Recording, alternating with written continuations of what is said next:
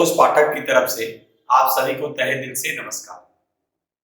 आज जो हम आप लोग को टॉपिक आपके सामने जो रखे हैं, देखिए हड़प्पा सभ्यता या सिंधु घाटी की सभ्यता से कुछ प्रश्न। इसके पहले हम आप लोग के सामने सिंधु घाटी सभ्यता का ब्रीफ में कुछ हमने आपके सामने वीडियो अपलोड किया था, तो उससे रिलेटेड क्वेश्चन और जहां होगा उसको फिर हम लोग आगे एक्सप्लेन भी करेंगे। तो देखा जाए, पहला क्वेश्चन है कि हड़प्पा सभ्यता के अंतर्गत सर्वाधिक रंग, अगर रंग पूछेगा सर्वाधिक, याद रखेगा रंग का प्रयोग होता था तो ये है लाल, याद रखेगा। यानी हड़प्पा सभ्यता यानी सिंधु घाटी सभ्यता के अंतर्गत सर्वाधिक किसी रंग का जो प्रयोग किया जाता था तो वो था लाल। क्वेश्चन नंबर 2, हड़प्पा सभ्यता का आकार कैसा था, याद रखेगा। तो ये आकार जो था ये त्रिभुजाकार, याद रखेगा। यानी हड़प्पा सभ्यता का जो आकार की जो बात किया गया, ये हड़प्पा सभ्यता के आकार कैसे, यानी जो बनावट जो था वो कैसा था, तो ये था त्रिभुजाकार। विशिष्ट याद रखेंगे। क्वेश्चन नंबर 3, हड़प्पा सभ्यता की तीसरी राजधानी, देखेंगे कुछ इतिहासकारों का मानना है कि हड़प्पा सभ्यता की जो दो राजधानियां थी, आपको ही मालूम है, एक हड़प्पा और दूसरा मोहनजोदड़ो। लेकिन तीसरे राजधानी की चर्चा जो की गई, तो कुछ इतिहासकार मानते हैं कि हड़प्पा सभ्यता की जो तीसरी जो राजधानी जो थी वो थी कालीबंगा, याद रखिएगा। और कालीबंगा से जुटे हुए खेत के साक्ष्य तो मिले ही हैं। इसको काले रंग की चूड़ी के रूप में इसको संज्ञा दिया गया, यानी काले रंग की जो चूड़ी के रूप में जो देखा गया वो कालीबंगा को देखा गया। तो देखेंगे हड़प्पा सभ्यता की दो जो पहले से जुड़वा जो राजधानी जो थी, इसको जुड़वा राजधानी कहा गया। इसको जुड़वा राजधानी कहा गया, किसको? हड़प्पा और मोहनजोदड़ो को। लेकिन हड़प्पा सभ्यता की तीसरी राजधानी अगर देखा जाए, यानी कुछ इतिहासकारों का मानना है कि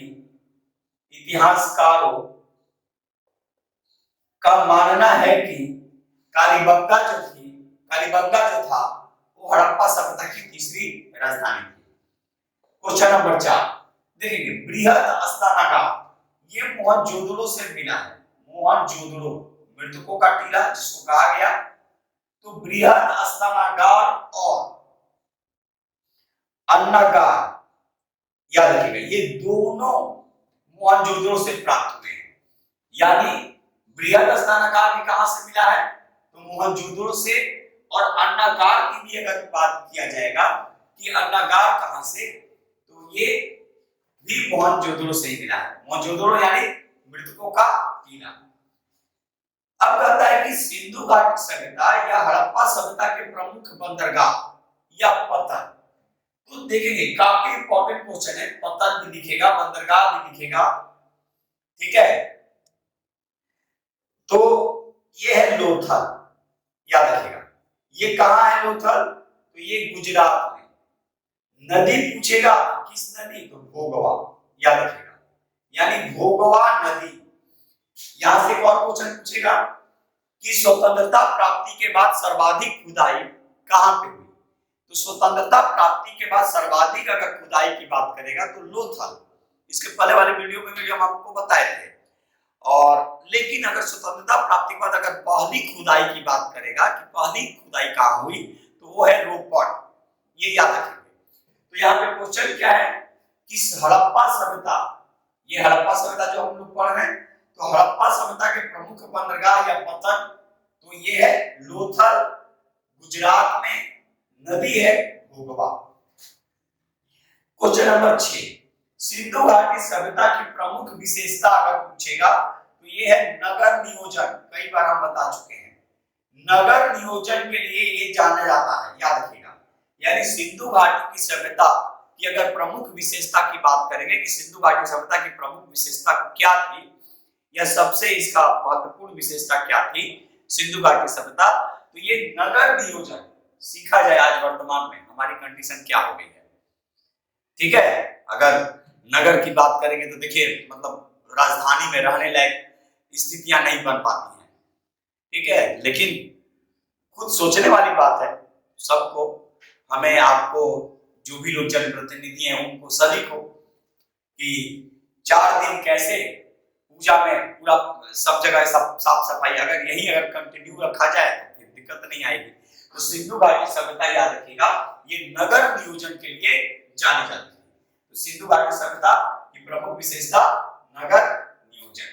कभी कभी बोलना पड़ता है पढ़ाने के दरमियान कि थोड़ा सा जागरूकता हो हम लोगों के अंदर। तो सिंधु घाटी सभ्यता की प्रमुख विशेषता नगर नियोजन।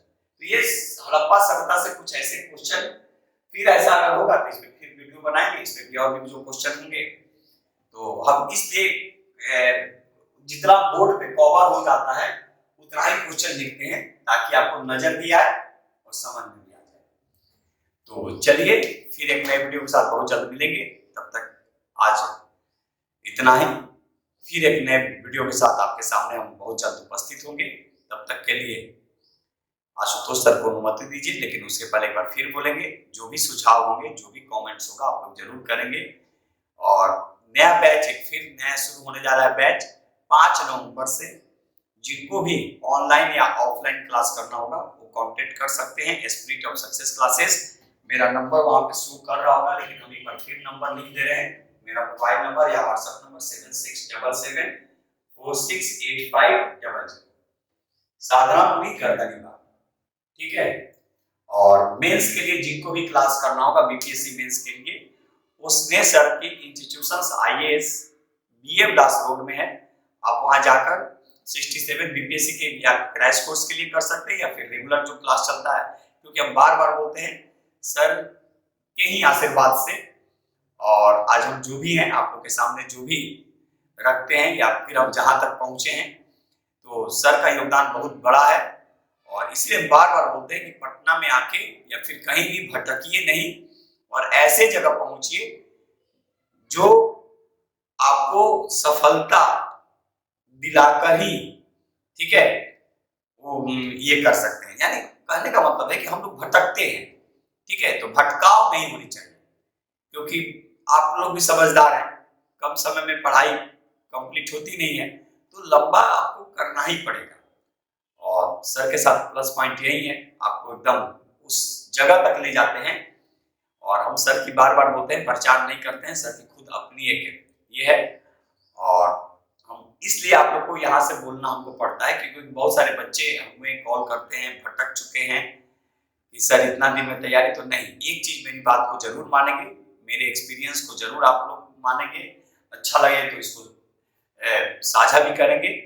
पढ़ाई 1.5 साल आपको कंटिन्यू करना ही होगा, तब जाके कहीं ना कहीं कुछ बात बनेगी। तो चलिए खैर, वो आप लोग की मर्जी। तो जो मुझे बोलना था, लेकिन हाँ पढ़िए, कहीं भी पढ़िए, अस्थायी रूप से पढ़िए। फिर एक नई वीडियो के साथ आपके सामने हम मिलेंगे, तब तक के लिए जय हिंद, जय भारत, भारत माता की